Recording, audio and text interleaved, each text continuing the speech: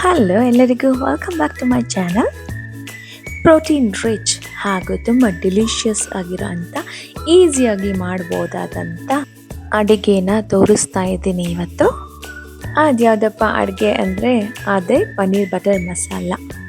ಇದನ್ನು ನಾವು ರೋಟಿ, ಕುಲ್ಚಾ, ನಾನ್, ghee rice, jeera rice ಇದು ಯಾವುದ್ರ ಜೊತೆ ಆದರೂ ತಿನ್ಬೋದು. ತುಂಬ ಟೇಸ್ಟಿಯಾಗಿರುತ್ತೆ ಆ್ಯಂಡ್ ಆಲ್ಸೋ ತುಂಬ ಹೆಲ್ದಿ.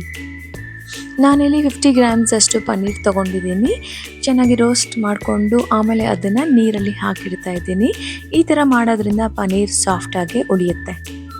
ನೆಕ್ಸ್ಟ್ ನಾನಿಲ್ಲಿ 3 ಟೊಮೆಟೊ, 2 ಈರುಳ್ಳಿ ಹಾಗೆ ಒಂದು 7ರಿಂದ 8 ಮೆಣಸಿನ್ಕಾಯಿ ತೊಗೊಂಡಿದ್ದೀನಿ. ಇಲ್ಲಿ ನಾನು ಈರುಳ್ಳಿನ ದಪ್ಪದಾಗಿ ಕಟ್ ಮಾಡಿಕೊಂಡು ಅದನ್ನು ಈ ಥರ ಒಂದೊಂದೇ ಎಳೆನ ಬಿಡಿಸ್ಕೊಂಡು ಇಟ್ಕೊತಾ ಇದ್ದೀನಿ. ತುಂಬ ಪ್ಲೇನಾಗಿ ಇರೋದು ಬೇಡ ಪನ್ನೀರ್ ಬಟರ್ ಮಸಾಲ ಅಂತ. ಅದ್ರ ಜೊತೆಗೆ ನಾನು ಸ್ವಲ್ಪ ವೆಜಿಟೇಬಲ್ಸ್ ಆ್ಯಡ್ ಮಾಡ್ಕೊತಾ ಇದ್ದೀನಿ. ವೆಜಿಟೇಬಲ್ಸ್ ಅಂದರೆ ಬರೀ ಈರುಳ್ಳಿ ಅಷ್ಟೇ ಆ್ಯಡ್ ಮಾಡಿದ್ದೀನಿ. ಬೇಕಿದ್ರೆ ಕ್ಯಾಪ್ಸಿಕಮ್ ಕೂಡ ಆ್ಯಡ್ ಮಾಡಿಕೊಂಡ್ರೆ ಚೆನ್ನಾಗಿರುತ್ತೆ. ನನಗೆ ಝೆಪ್ಟೋ ಕಡೆಯಿಂದ ಸ್ಯಾಂಪಲ್ ಪ್ಯಾಕೆಟ್ ಕಳಿಸಿದ್ರು ಪನ್ನೀರ್ ಬಟರ್ ಮಸಾಲ ಪೌಡರ್ದು. ಸೊ ಅದನ್ನು ಯೂಸ್ ಮಾಡಿಕೊಂಡು ಇವತ್ತು ನಾನು ಈ ಡಿಶ್ನ ಪ್ರಿಪೇರ್ ಮಾಡ್ತಾ ಇದ್ದೀನಿ. ಇದು ಯಾವುದೇ ಪ್ರಮೋಷನಲ್ ವಿಡಿಯೋ ಅಲ್ಲ, ಬಟ್ ನನಗೆ ಟೇಸ್ಟ್ ಇಷ್ಟ ಆಯಿತು ಅಂತ ನಾನು ಈ ವಿಡಿಯೋನ ಪೋಸ್ಟ್ ಮಾಡ್ತಾ ಇದ್ದೀನಿ. ಈ ರೆಡಿ ಮಸಾಲ ಯೂಸ್ ಮಾಡಿಕೊಂಡು ಪನ್ನೀರ್ ಬಟರ್ ಮಸಾಲಾನ ಇಷ್ಟು ಜಲ್ದಿ ಆ್ಯಂಡ್ ಈಸಿಯಾಗಿ ಮಾಡ್ಕೋಬೋದು ಅಂತ ನನಗೆ ಯೂಸ್ ಮಾಡಾದ್ಮೇಲೆ ಗೊತ್ತಾಗಿತ್ತು.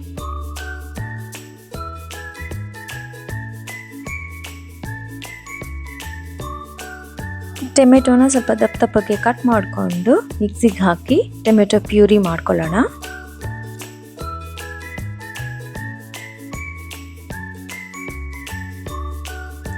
ಈಗ ಒಂದು ಪ್ಯಾನ್ ಇಟ್ಟು ಅದರಲ್ಲಿ ಒಂದು 3 ಟೇಬಲ್ ಸ್ಪೂನ್ ಅಷ್ಟು ಎಣ್ಣೆ ಹಾಕಿ ಇದಕ್ಕೆ ನಾವು ದಪ್ಪಗೆ ಕಟ್ ಮಾಡಿಟ್ಕೊಂಡಿರೋ ಅಂಥ ಈರುಳ್ಳಿನ ಹಾಕಿ ಅದ್ರ ಜೊತೆಗೆ ಮೆಣಸಿನ್ಕಾಯಿನ ಕೂಡ ಹಾಕಿ ಚೆನ್ನಾಗಿ ಬಾಡಿಸ್ಕೋಬೇಕು ಬ್ರೌನ್ ಆಗೋವರೆಗೂ.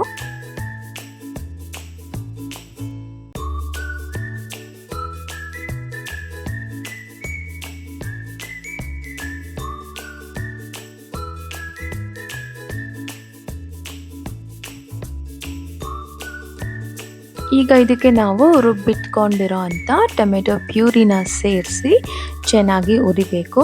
ಟೊಮೆಟೊ ಎಲ್ಲ ಚೆನ್ನಾಗಿ ಹಸಿ ವಾಸನೆ ಹೋಗಿ ಎಣ್ಣೆ ಬಿಡ್ಕೊಳ್ಳುತ್ತಲ್ಲ ಅಲ್ಲಿ ತನಕ ಚೆನ್ನಾಗಿ ಫ್ರೈ ಮಾಡ್ಕೋಬೇಕು.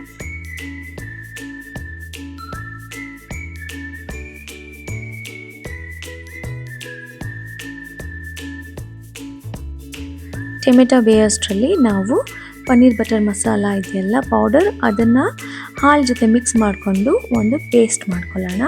ನಾನಿಲ್ಲಿ 100 ಗ್ರಾಮ್ಸ್ ಆಗೋಷ್ಟು ಪನ್ನೀರ್ ಬಟರ್ ಮಸಾಲ ಹಾಕ್ಕೊಂಡಿದ್ದೀನಿ. ಆಮೇಲೆ ಒಂದು 1/4 ಕಪ್ ಆಗೋಷ್ಟು ಹಾಲನ್ನು ಸೇರಿಸಿ ಚೆನ್ನಾಗಿ ಗಂಟು ಇಲ್ಲದೆ ಇರೋ ಥರ ಮಿಕ್ಸ್ ಮಾಡ್ಕೋಬೇಕಾಗತ್ತೆ.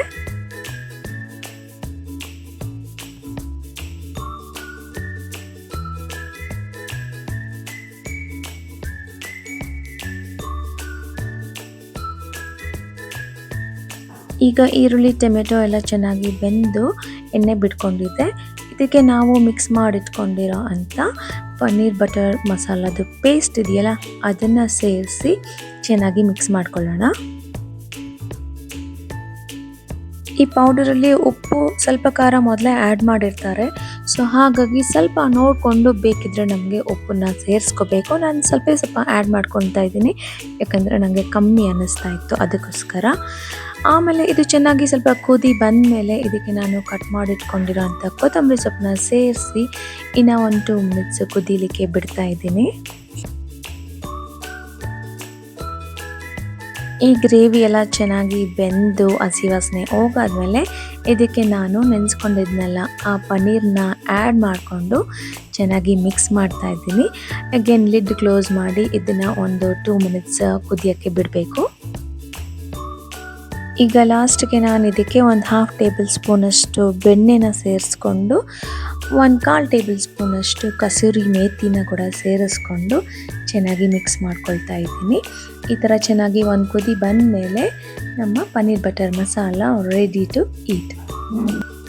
ಇವತ್ತಿನ ರೆಸಿಪಿ ಇಷ್ಟ ಆದರೆ ನೀವು ಕೂಡ ಒಂದ್ಸಲ ಟ್ರೈ ಮಾಡಿ, ನಿಮ್ಮ ಫ್ಯಾಮಿಲಿ ಫ್ರೆಂಡ್ಸ್ ಜೊತೆ ಶೇರ್ ಮಾಡಿ ಆ್ಯಂಡ್ ನನ್ನ ಚಾನಲ್ನ ಫಾಲೋ ಮಾಡಿ ಇದೇ ಥರ ಈಸಿ ಆ್ಯಂಡ್ ಟೇಸ್ಟಿ ರೆಸಿಪೀಸ್ಗಾಗಿ. Thank you so much for watching. Bye.